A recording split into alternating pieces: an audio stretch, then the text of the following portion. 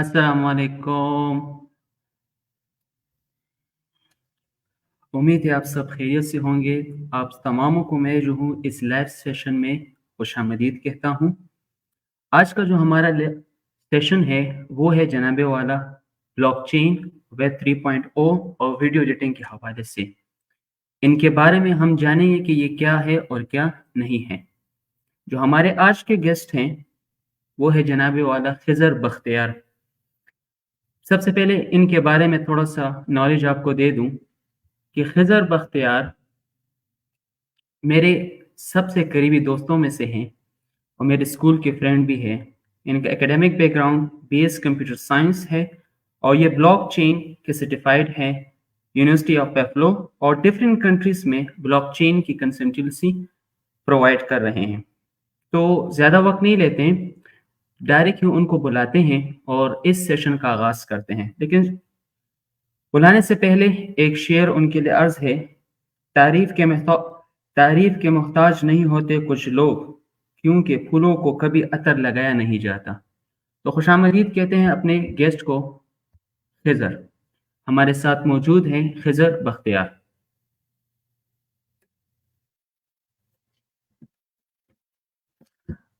खिज़र। अस्सलाम वालेकुम व रहमतुल्लाहि व बरकातहू। वालेकुम अस्सलाम व रहमतुल्लाहि व बरकातहू। सबसे पहले तो बहुत बहुत शुक्रिया खिज़र भाई कि आपने हमें वक्त दिया, अपने कीमती वक्त से हम वक्त निकाला और हमें कुछ वक्त दिया ताकि हम कुछ सीख सकें। आपका भी शुक्रिया, thanks for having me today. और हाँ, इंशाल्लाह उम्मीद है सेशन अच्छा जाएगा आज का। जी बिल्कुल, इंशाल्लाह बहुत अच्छा जाएगा। हमारे पास कुछ सवालात है ब्लॉकचेन से जो हमने जो है आम एज अ बिगिनर जो हमारे पास स्टूडेंट्स होते हैं उनके कुछ सवालात होते हैं कि जो हमारे पास उनके सवालात हमने इकट्ठे किए, मैंने अपने साथ नोट किए हैं। आपके सामने अर्ज है कि सबसे पहला सवाल है कि how did you get your interest in blockchain and web 3.0। इसके साथ साथ जो है क्या आप हमें जो है ब्लॉकचेन के हवाले से थोड़ा बता दें कि सिंपल अंदाज में कि एज अ बिगनर जो है कोई बंदा इसको सीख सके कि व्हाट इज एक्चुअली वेब 3.0 और क्यों ये जरूरी है ब्लॉकचेन। जी। ठीक है, ये मैं थोड़ा सा ये लाइव लिंक शेयर कर दूं जी। कि उससे मदद कर सकते हैं। अच्छा, आपने अच्छा क्वेश्चन किया। मैं उससे पहले थोड़ा सा अपना बैकग्राउंड बता देता हूँ कि मैं जी बिल्कुल। किस फैमिली से बिलोंग करता हूँ। So basically, I was not from a rich family. I was, from a middle class family, जैसा जिस तरह होता है मोस्टली पाकिस्तान में मिडिल क्लास फैमिली से बिलोंग करते हैं सब। तो मिडिल क्लास फैमिली से बिलोंग करने का जो सबसे बड़ा ड्रॉबैक होता है वो ये होता है कि आप अपने एजुकेशन एक्सपेंसेस को मतलब अर्ली टाइम में उसको बियर नहीं कर पाते, आपके जी। पेरेंट्स नहीं बियर कर पाते। तो उसके लिए मुझे शौक नहीं था ऑनलाइन अर्निंग करने का, बल्कि मुझे मजबूरन करना पड़ा। तो I was in my first year of, no not in first year, even मैंने कॉलेज में एडमिशन भी नहीं किया था, मैंने ऑनलाइन अर्निंग स्टार्ट कर दी थी। तो I was from medical background basically. मैंने जो एफएससी की है वो मैंने मेडिकल्स में की है। लेकिन जब अच्छा। मैंने ऑनलाइन अर्निंग स्टार्ट की तो उसके बाद मुझे आइडिया हुआ कि ये जो चीज़ें मैं सीख रहा हूँ ये मेडिकल में, एक तो ये मुझे इंटरेस्ट करती नहीं, मुझे पैशनेट करती नहीं। दूसरा जो मैंने चीज़ नोटिस की वो ये कि जो हम यहाँ पे पढ़ते हैं वो कई साल बाद जाके लाइक 4 और 5 इयर्स बाद जाके वो इम्प्लीमेंट होगी। लाइक हम जो प्रैक्टिकल चीज़ें यहाँ पे पढ़ते हैं तो वो प्रैक्टिकल यूज़ में बहुत सालों बाद आती हैं। उसके बजाय जो टेक्निकल चीज़ें हैं, जो टेक्नोलॉजी बेस्ड चीज़ें हैं, स्किल्स वगैरह, तो उनको आप जैसे ही सीखते हैं उसको आप अपने प्रोफेशनल लाइफ में इम्प्लीमेंट कर सकते हैं और उससे अर्निंग कर सकते हैं।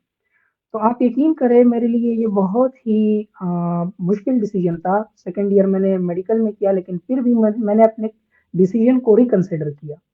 I've reconsidered my decision and I've switched my field from medical to computer science because मैं already इस ऑनलाइन फील्ड से अर्निंग कर रहा था और मैंने सोचा कि मैं इसी को अपना as a full time career pursue करूंगा।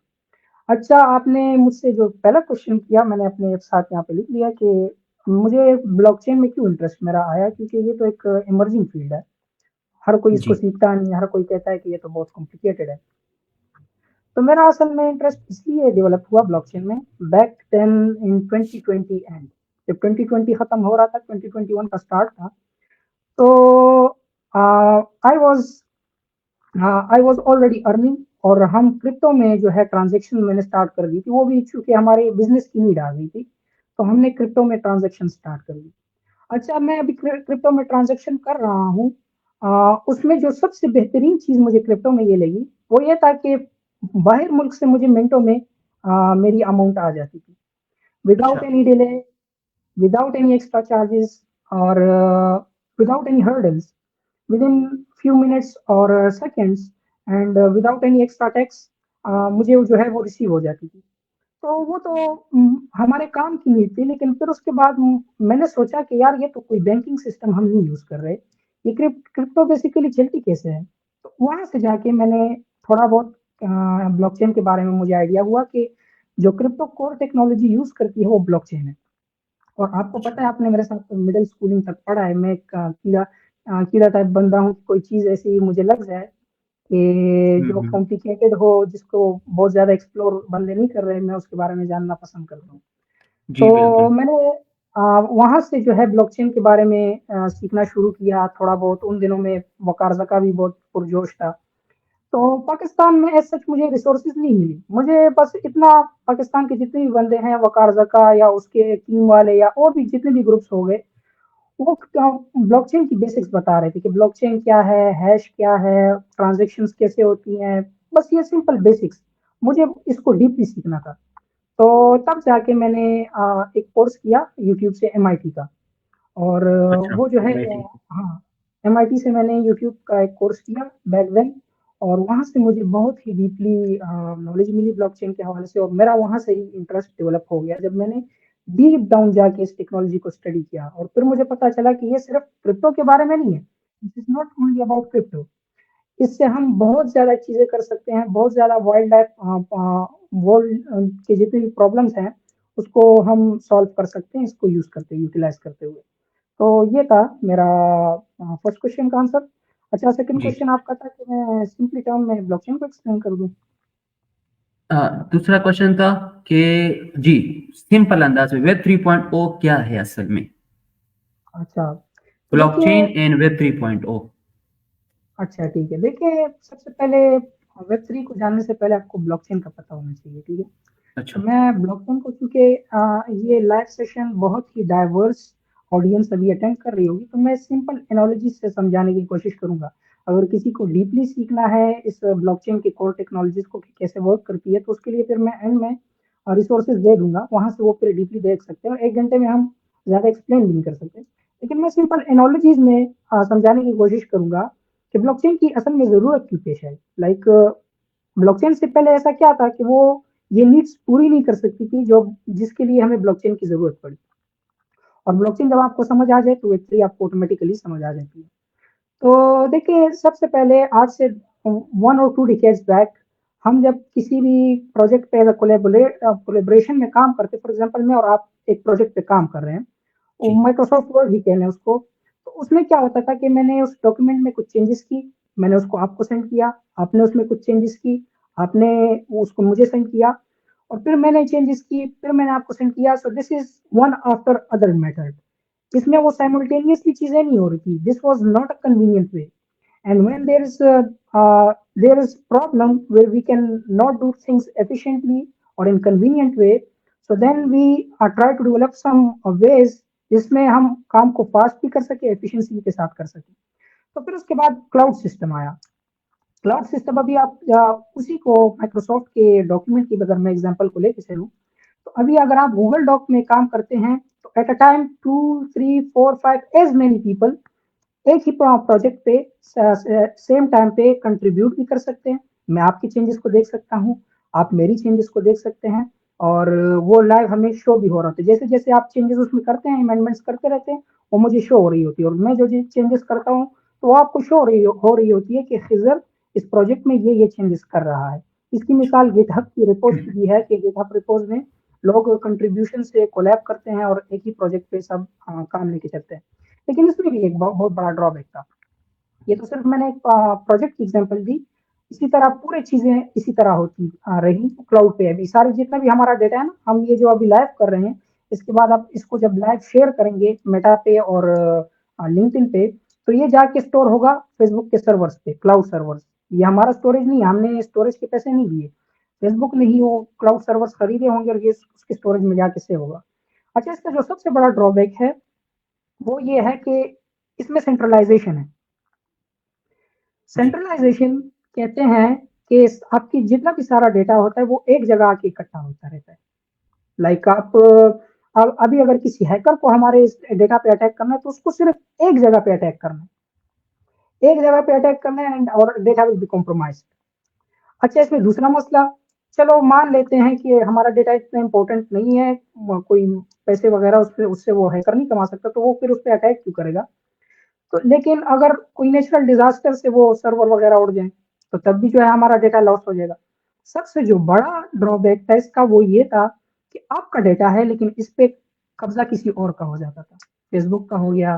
अभी यहाँ का माइक्रोफोन ऑन है, इस माइक्रोफोन से जितना भी डेटा फीड हो रहा है वो अगर फेसबुक को मैंने एक्सेस दिया अपने माइक्रोफोन का तो वो ये सुन रहा है। तो अगर अभी मैं शूज के बारे में बातें करना शुरू कर दूं तो मुझे पेयर ऑफ शूज के रिगार्डिंग एड्स दिखना शुरू हो जाएंगी। फेसबुक को कैसे पता चला? फेसबुक के पास मेरा डेटा है, वो डेटा आगे जाके वो सेल करता है। फेसबुक जैसी बड़ी सर्विसेज को हम फ्री यूज करते हैं, आप जरा बंदा सोचे कि इतनी बड़ी सर्विस को मैं कैसे फ्री यूज कर रहा हूँ। तो ये फ्री नहीं है असल में, जितना भी हमारा डेटा है वो ये उनके लिए करेंसी है। इसको आगे जाके एडवर्टाइजर्स पे वो सेल करते हैं और इससे वो पैसे बनाते हैं। तो ये एक बहुत बड़ा ड्रॉबैक था कि डेटा हमारा है, प्राइवेसी हमारी है, लेकिन हमारे कंसेंट के बगैर आगे हमारा डेटा सेल हो रहा है। तो ब्लॉकचेन के आ जाने के बाद ये चीज़ें, ब्लॉकचेन ने इसको बेहतर बनाया। जो आपका डेटा है उसके आप खुद ओनर रहते हैं। और जो सेंट्रलाइज चीज़ थी, जो फेसबुक दरमियान में फेसबुक थी, या जो है दरमियान में बैंक था, या जो दरमियान में गूगल जैसी कंपनीज हो गई, उसको दरमियान से ये ब्लॉकचेन निकाल देता है। और बजाय इसके कि आपका डेटा एक जगह पे स्टोर हो, अभी तो सर्वर पे स्टोर हो रहा है ना क्लाउड सिस्टम, जी, बजाय इसके कि एक जगह पे स्टोर हो, आपका डेटा जो है दुनिया में हजारों लाखों छोटे छोटे नोड्स होते हैं ब्लॉकचेन में, उसमें जाके स्टोर होता रहता है। तो अब वो पहला मसला जो मैंने कहा था कि हैकर हैकर को अभी एक जगह पे अटैक करके उसको डेटा नहीं मिलेगा। वो नोड जिस पे वो अटैक करेगा वो सिस्टम ब्लॉकचेन से निकल जाएगा, वो उसको ब्लॉकचेन उस सिस्टम को अपने नेटवर्क से निकाल देगी। जी, तो अभी उस बंदे को कि जिसने अगर डेटा को हैक करना है उसको 51% ऑफ द सिस्टम्स को हैक करना बनता है, कि उसके पास 51% ऑफ द टोटल सिस्टम का कंट्रोल आ जाए, तभी जाके वो कुछ अमेंडमेंट्स या चेंजेस कर सकता है ब्लॉकचेन में। दूसरा जो मसला था सेंट्रलाइजेशन का, तो जब सेंट्रल अथॉरिटीज बीच में से निकल जाएगी तो मेरा डेटा मेरे पास ही रहेगा, मैं इसका ओनर हूँ, मैं जैसे चाहे इसको यूज करूँ, मेरे मेरी मर्जी। फिर आता है वेब थ्री। तो वेब थ्री से पहले देखें, वेब थ्री से पहले दो वर्जन गुजरे हैं, तभी जाके वेब थ्री आया ना। इस जी, तरह तो नहीं है कि डायरेक्ट वेब थ्री आ गया। उससे पहले वेब वन आया, फिर उसके बाद वेब 2.0 आया, फिर अब वेब थ्री चलते चलते हम वेब थ्री तक पहुंचे। तो वेब थ्री बेसिकली एक न्यू वर्जन ऑफ वेब है। वेब वन में हम थोड़ा सा इसका बैकग्राउंड जान लेते हैं। वेब वन में बेसिकली होता क्या था कि आप सिर्फ डेटा को कंज्यूम कर सकते थे, जो भी नॉलेज वगैरह है। इसकी मिसाल आप विकिपीडिया की देख लें। विकिपीडिया में हम जो है डेटा को कंज्यूम करते हैं, सिर्फ देखते हैं, रीड करते हैं, read only material. So we can only consume, we can not contribute into it. So this was the first version of web. फिर चलते चलते वेब एडवांस होती रही, लोगों ने नीड फील की कि यार हम सिर्फ इसको कंज्यूम क्यों करें, हम इसमें कंट्रीब्यूट भी करना चाहते हैं, हम जो है अपना भी कंटेंट डालना चाहते हैं इंटरनेट पे। तो फिर यूट्यूब, फेसबुक जैसे प्लेटफॉर्म आए जिसमें आप सिर्फ कंज्यूम नहीं करते बल्कि आप इंटरेक्शंस भी करते हैं, आप कंट्रीब्यूट भी करते हैं। लाइक अभी यूट्यूब पे आपने वीडियो डाली, this is your contribution to the web. और उस पे जो है मेरी कंट्रीब्यूशन क्या, मैंने आपकी वीडियो को लाइक किया, मैंने आपके चैनल को सब्सक्राइब किया। सो इससे वो इंटरेक्टिव भी बना और हम भी जो है as a user we can contribute to the web.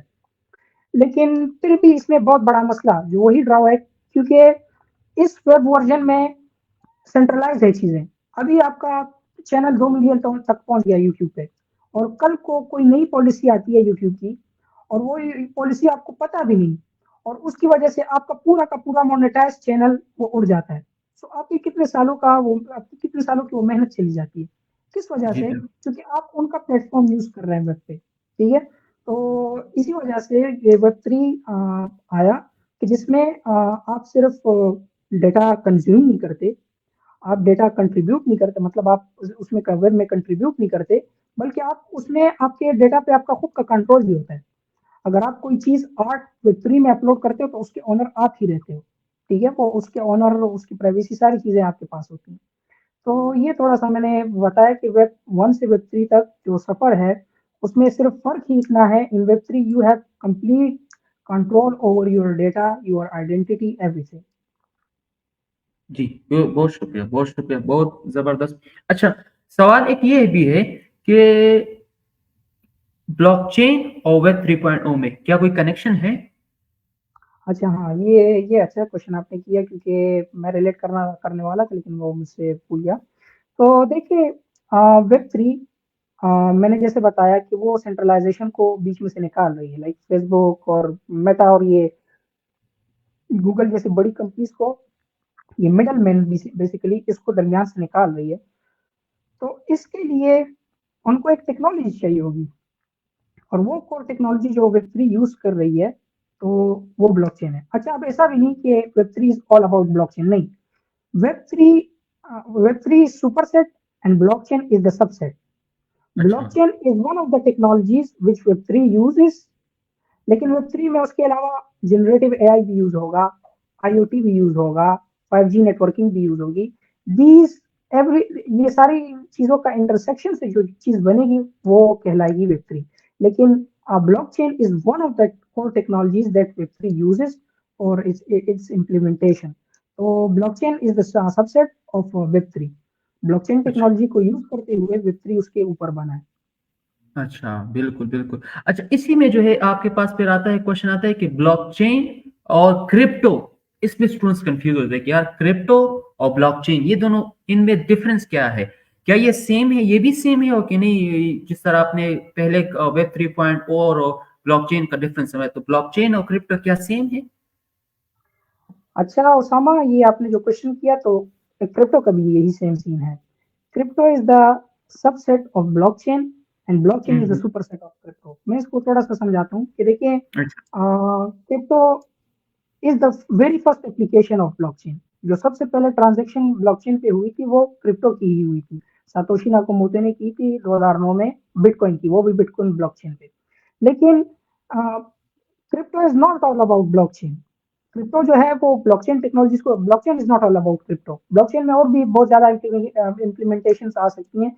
E commerce के लिए यूज हो सकता है, आप उसको सप्लाई चेन के लिए यूज कर सकते हैं, और आप जो है ब्लॉकचेन को डिफरेंट ऑर्गेनाइजेशन के लिए यूज कर सकते हैं। फॉर एग्जांपल, आप किसी कंपनी में काम करते हैं, वो चाहते हैं कि हम अपना अपना अलग से एक प्राइवेट ब्लॉकचेन बनाना चाहते हैं, कि जिसमें हम हर एक एम्प्लॉय का जो है डेटा ट्रैक कर सके, रिकॉर्ड ट्रैक कर सकें। तो उसमें फिर जो है क्रिप्टो का यूज केस नहीं आता, क्रिप्टो की जरूरत नहीं आती।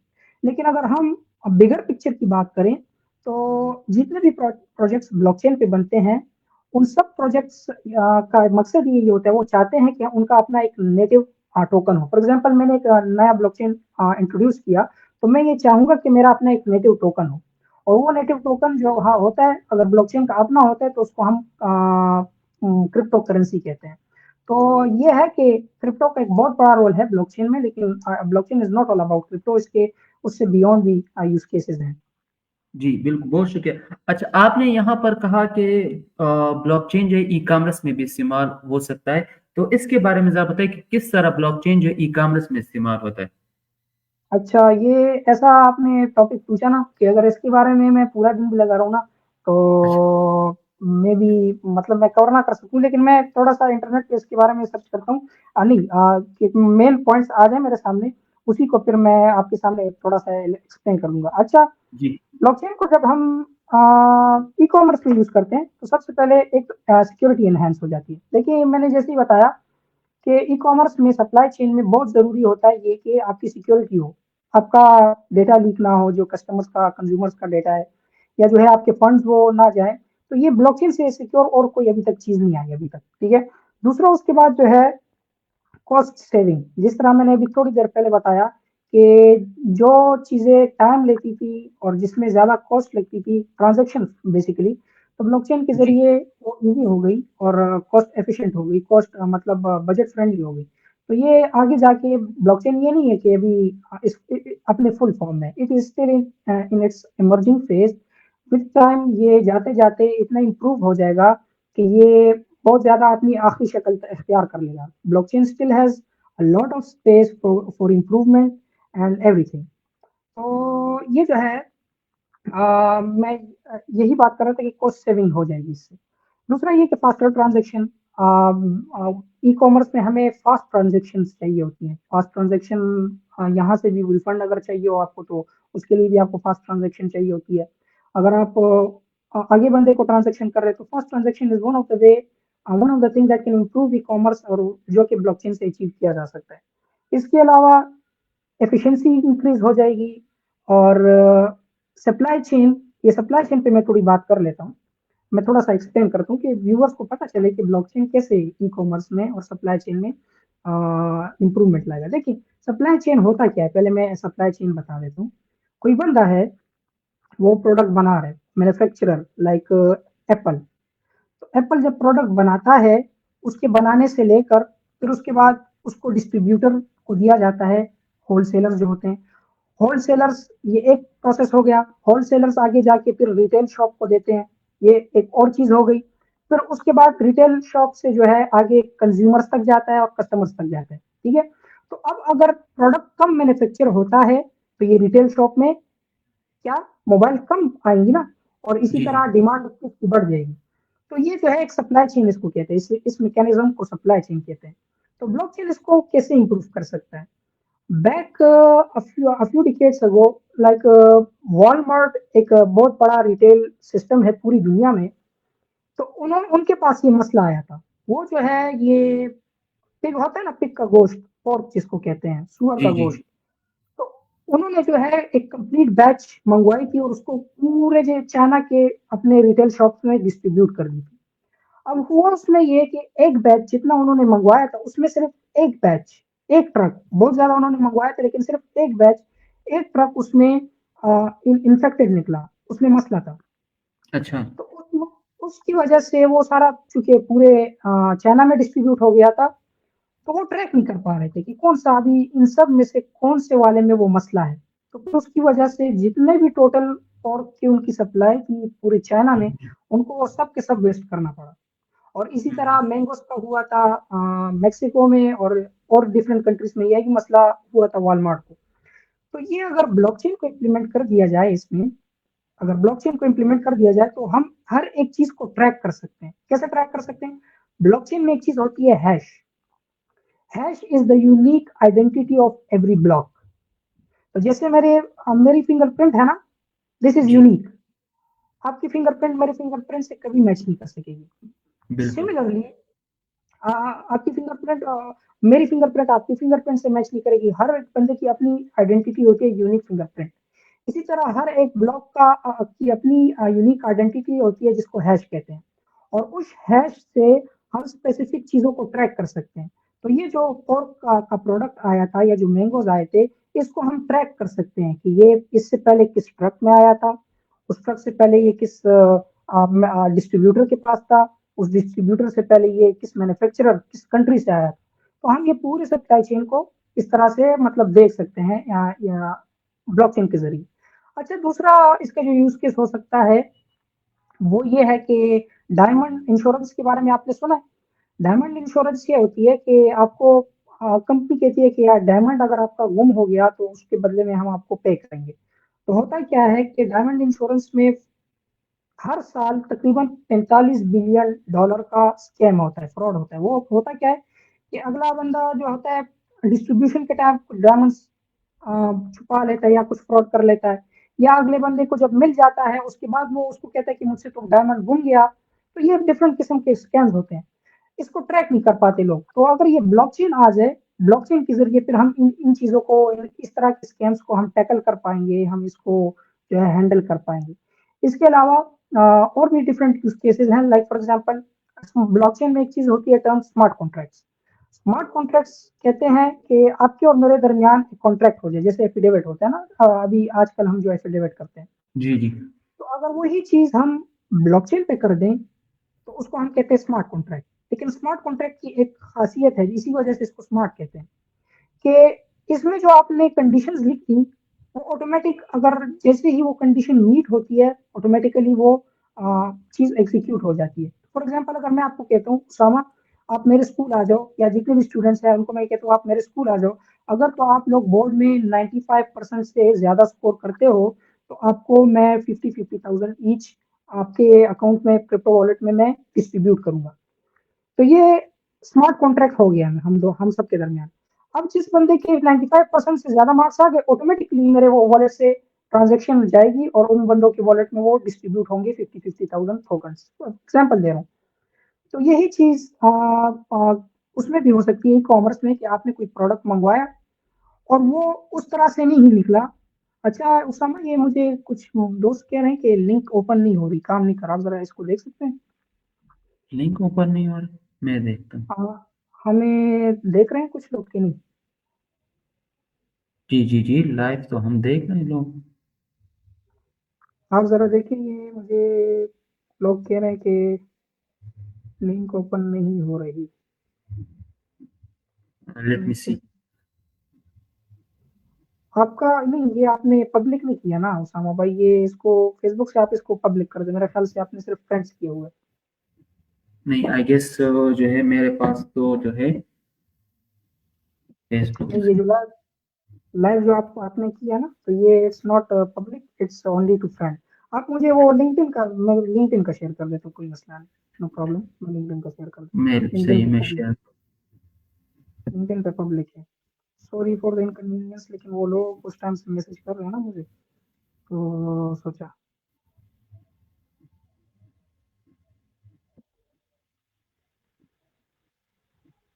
सोचा कि मैं बड़ा उनको सेंड कर दूँ।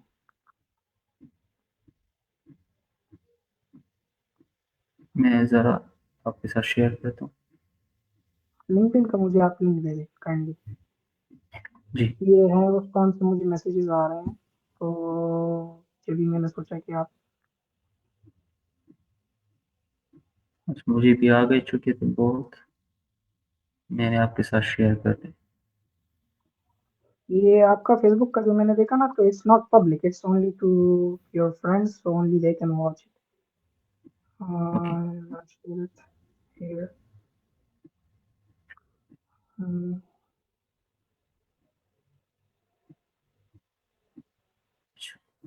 अच्छा, मैंने जस्ट, फेसबुक भी जो है मैंने क्या कर दिया, पब्लिक कर ली। हाँ पब्लिक कर दे।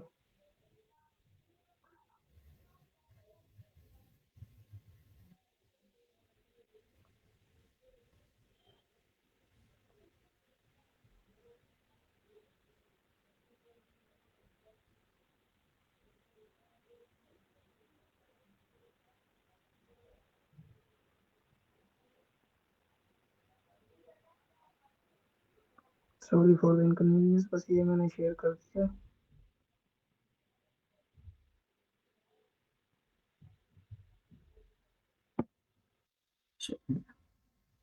इफ द प्रीवियस,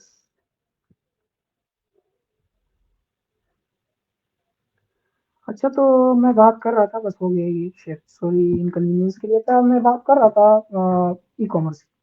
तो देखिए स्मार्ट कॉन्ट्रैक्ट्स, जब मैंने बात की ना कि ऑटोमेटिक जी एग्जीक्यूट होते हैं, उसके उसके लिए थर्ड पार्टी, जैसे मैंने ब्लॉकचेन की सबसे पहली खासियत आपको बताई कि ये ऑटोमेट करती है चीज़ों को, थर्ड मिडल मैन को निकालती है, थर्ड पार्टीज को दरमियान से निकालती है। तो अच्छा जी। चीज़ें इसमें खुद ब खुद एग्जीक्यूट होती है स्मार्ट कॉन्ट्रैक्ट में। आप इसको कंडीशंस देते हो, आपने तो बेसिकली पढ़ा भी होगा, आप कंप्यूटर साइंस के स्टूडेंट है, तो आप इसको जी इक्वल्स के कंडीशंस देते हो, और वो कंडीशन जैसे मीट होती है, तो वैसे ही वो ऑटोमेटिक एग्जीक्यूशन होती है इसमें, स्मार्ट कॉन्ट्रैक्ट में। तो ये स्मार्ट कॉन्ट्रैक्ट्स हमें ई कॉमर्स में इस तरह हेल्प कर सकती है कि मैंने आपसे कोई प्रोडक्ट लिया, आप प्रॉमिस करते हो कि अगर प्रोडक्ट आपका सही नहीं निकलता ड्यूरिंग डिलीवरी, अगर इस पे कोई स्क्रैच आता है, कोई इस पे मसला आता है, तो आपको जो है पूरा का पूरा रिफंड होगा, फर्स्ट थिंग। और जो है आप जो है हमारे डिलीवरी बॉय को देकर आप वापस हमें चीज़ भिजवा सकते हो, या जो है आप रिफंड ना लो, आप उसी चीज़ को क्लेम करके दूसरा आइटम ले लो नया। तो ये चीज़ ब्लॉकचेन से ऐसे की जा सकती है, एक तो जब आपका वो आइटम आ रहा हो, तो आप पूरे रास्ते में उसको ट्रैक कर सकते हैं कि कहाँ तक पहुँचा, कहाँ पर पहुँचा, कहाँ। अगर वो आपके पास आता है, वो ठीक होता है, तो उसके बाद आपके वॉलेट से ट्रांज़ैक्शन कटेगी और उस बंदे के पास जाएगी। अगर तो उसपे कोई डिफ़ॉल्ट होता है, कोई मसला होता है, कोई फ़ॉल्ट होता है, तो फिर आप क्या करते हो, आप उसका पिक्चर निकालते हो, आप बाकायदा उसको उसको अपलोड करके उनको दिखाते हो और वो उसका हैश देखेंगे। ये नहीं हो सकता कि आप उन्होंने जो प्रोडक्ट आपको भेजी और आप कोई दूसरी प्रोडक्ट दिखाकर उनको कहें कि ये आपकी प्रोडक्ट नहीं, ये हो नहीं सकता है ब्लॉकचेन में। उसका अपना हैश होगा, उस हैश से वो जो है ट्रैक होगा, तो वही प्रोडक्ट में अगर उनका कोई फ़ॉल्ट निकला और उन्होंने कहा कि विदिन डिलीवरी अगर 7 डेज़ में मसला हुआ या 2 दिन में या 3 दिन में, आप पूरा का पूरा रिफंड ले लो, आप जो है अपने प्रोडक्ट को क्लेम कर लो। तो वो आप पिक्चर्स अपलोड कर सकते हैं या कोई भी आगे जाके सिस्टम इस तरह का निकले कि जिसपे आप उनको क्लेम करें, आप कहें कि आपके जो प्रोडक्ट मुझे रिसीव हुआ है, it has fault, it has problem. उसी टाइम आपको आपकी मनी रिफंड हो सकती है।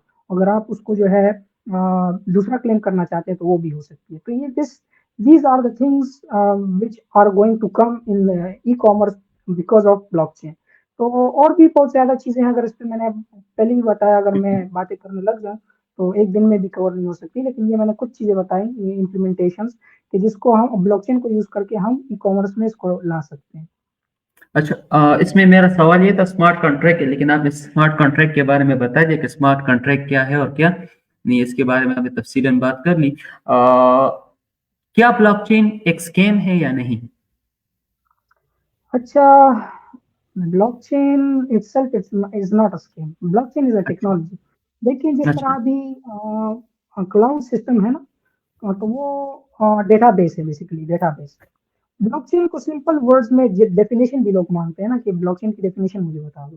जी तो जी। एक ही सिंपल नाम में अगर मुझसे कोई पूछता है व्हाट इज ब्लॉकचेन, तो मैं कहता हूँ ब्लॉकचेन इज डिस्ट्रीब्यूटेड लेजर या डिस्ट्रीब्यूटेड डेटाबेस। ऐसा डेटाबेस कि जो दुनिया के कोने-कोने में पड़ा हुआ है, ठीक है?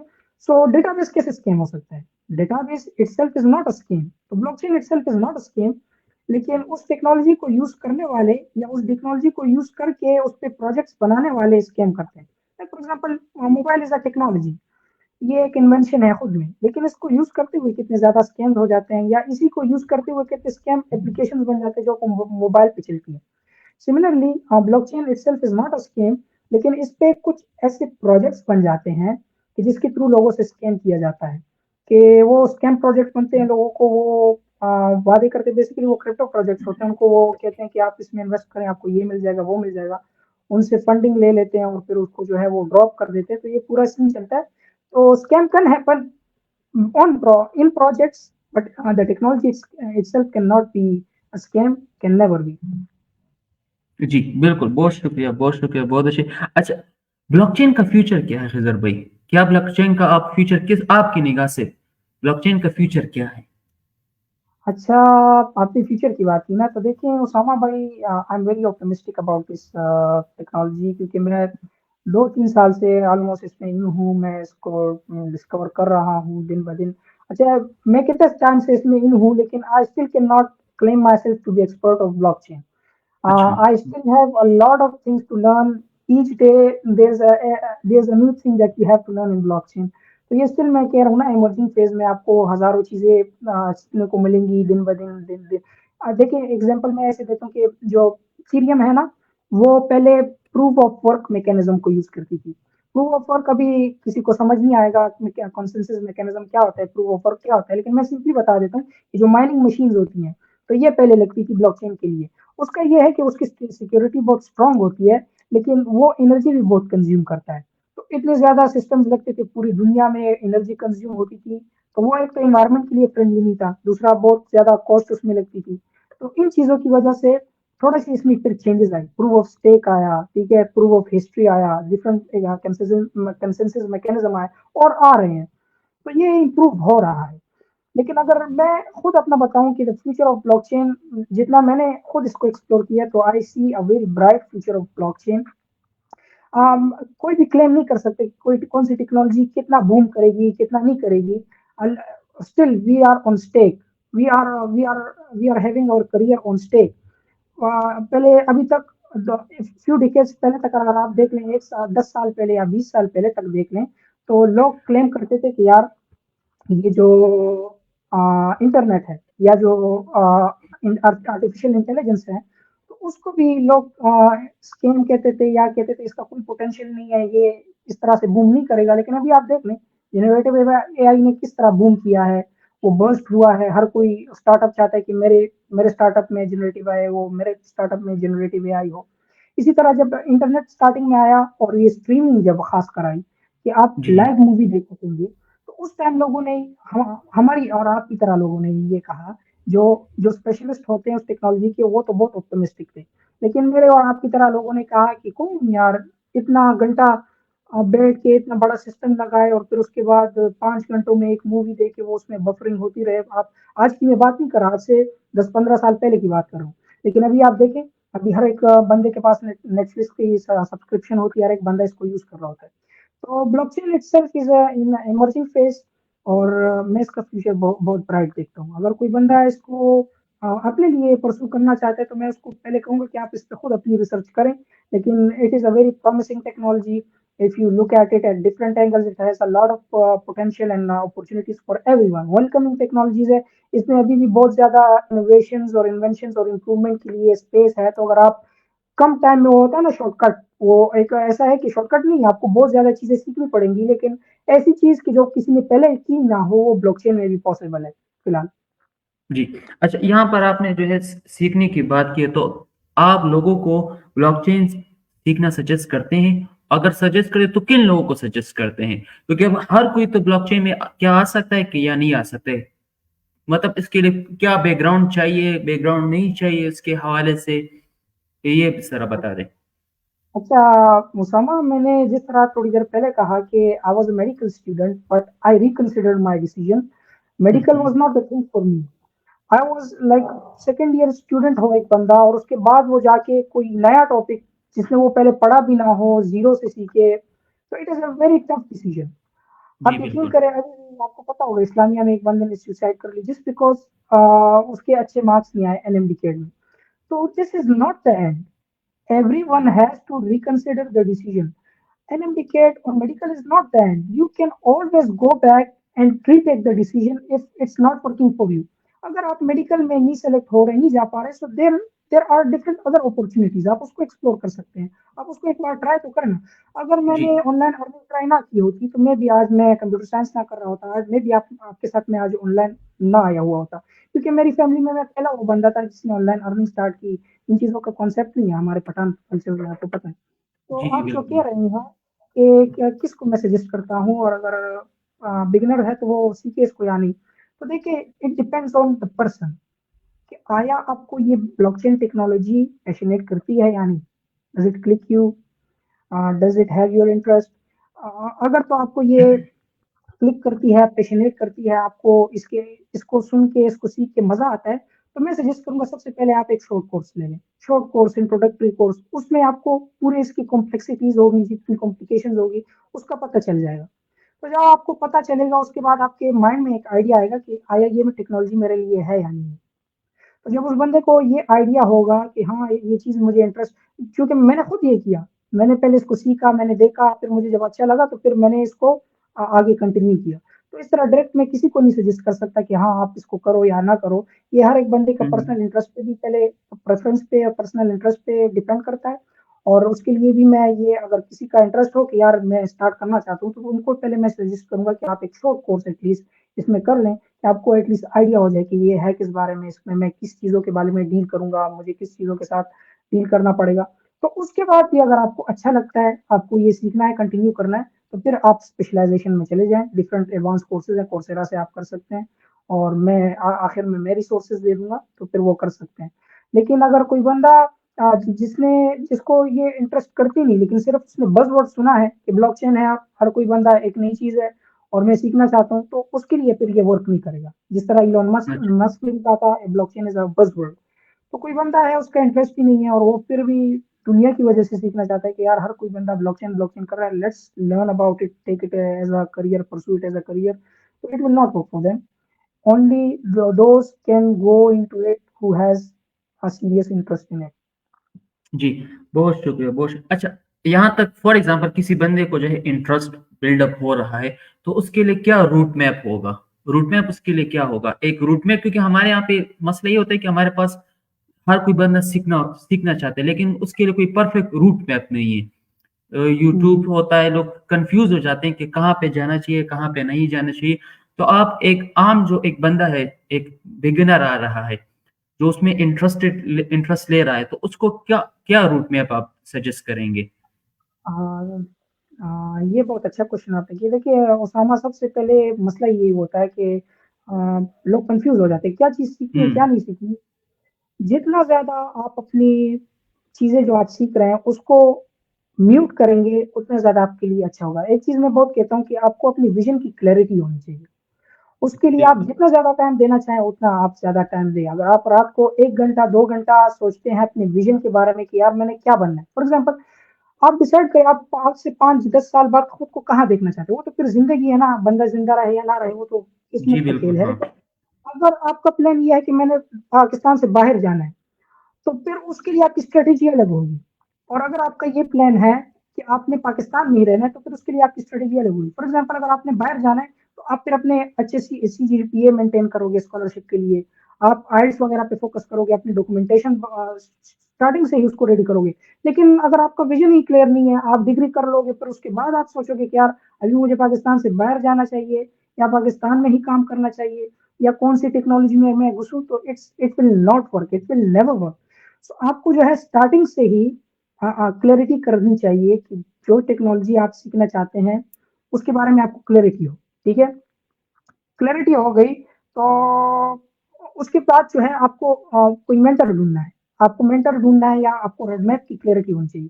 तो ब्लॉकचेन में पहले तो नहीं थे, अभी बहुत ज़्यादा रिसोर्सेज़ आ गई हैं। इतनी ज़्यादा रिसोर्सेज़, यकीन करें कि ये चीज़ें अगर उस टाइम होती जब मैंने सीखा, तो मैं खुद को इतना लकी समझता कि क्या बात हो। इतने मज़ेदार-मज़ेदार कोर्सेज़ आ गए फ्री। हमने हमें we have learned it the difficult way. So किसी बंदे को अगर रोड मैप चाहिए, तो वो सबसे पहले उसको मैं सजेस्ट करूंगा कि जाए रोडमैप डॉट एस एच।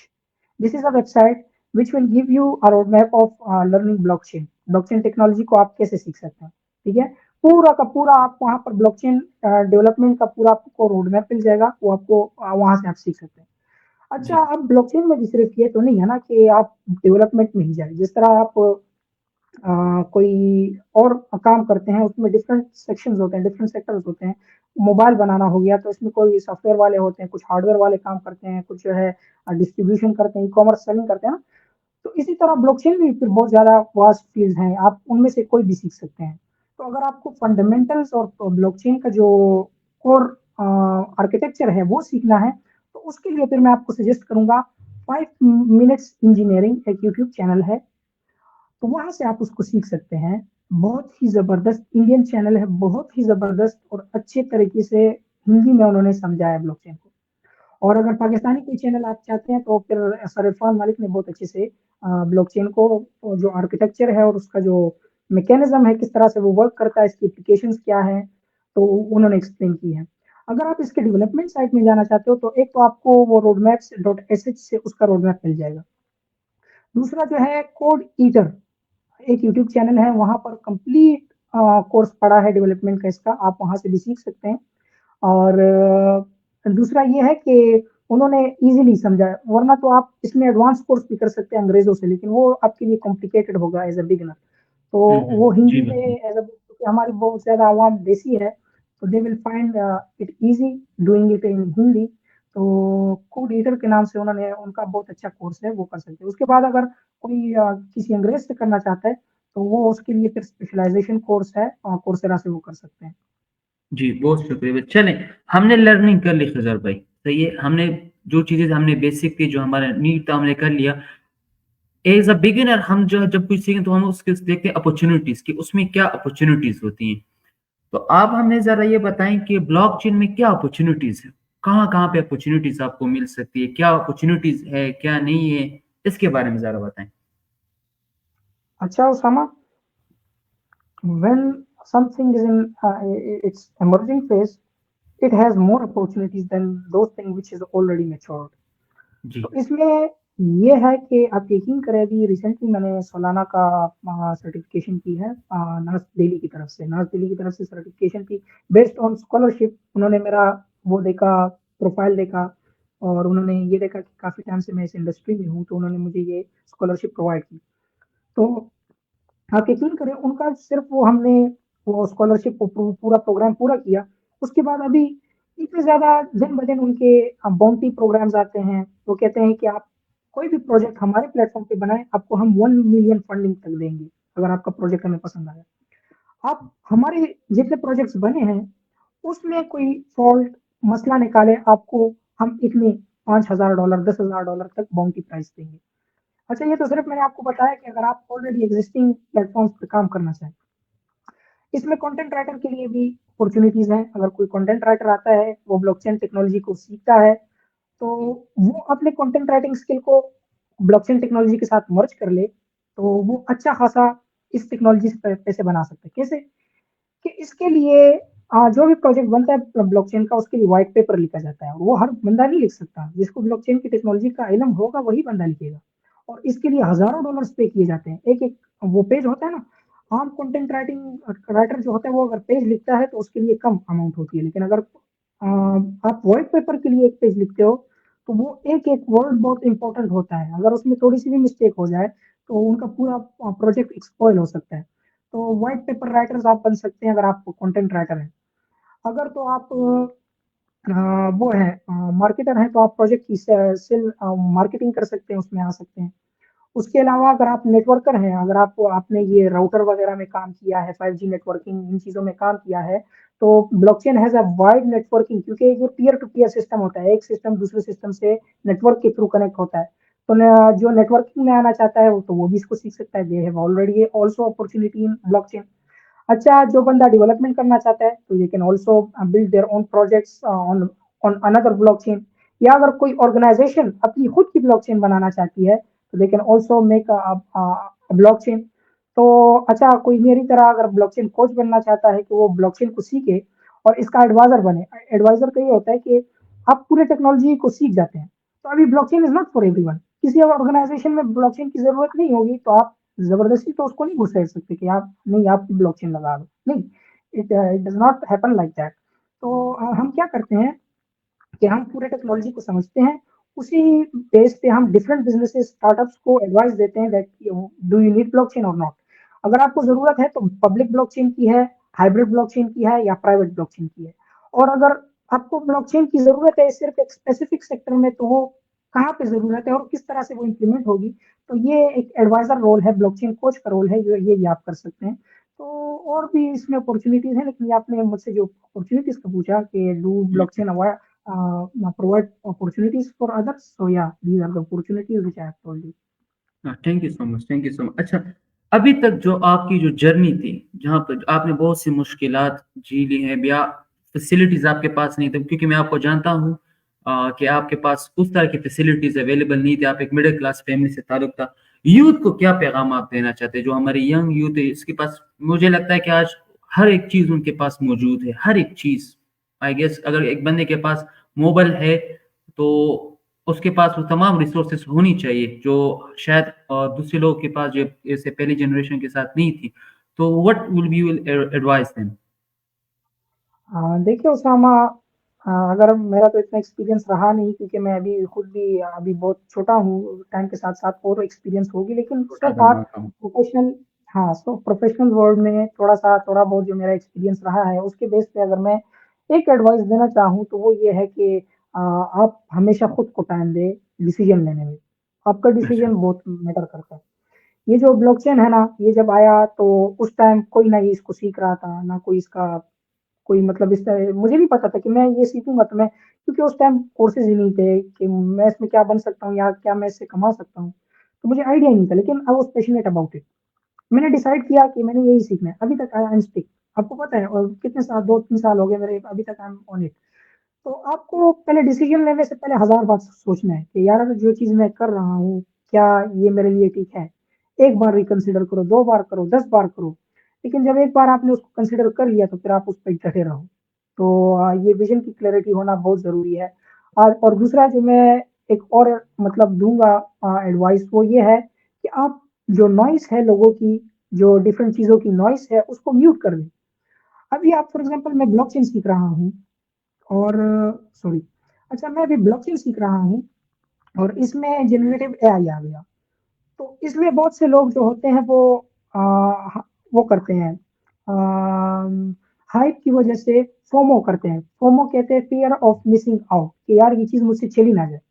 तो वो अपने टॉपिक को छोड़ के दूसरी चीज पकड़ते हैं, थोड़ी बहुत उसको सीखते हैं। फिर उस चीज को छोड़ के कोई नई चीज आती है तो उसको थोड़ा सीखते हैं। नहीं, आपने ऐसे नहीं करना। आपने उसी सब्जेक्ट जो आपने चूज किया उसमें सब्जेक्ट मैटर एक्सपर्ट बनना है। बाकी जो ये जनरेटिव एआई आ गई, इंटरनेट ऑफ थिंग्स आ गया, इसी तरह और जो टेक्नोलॉजीज हैं, उसको इतना आपने सीखना है जितना आपकी नीड होगी।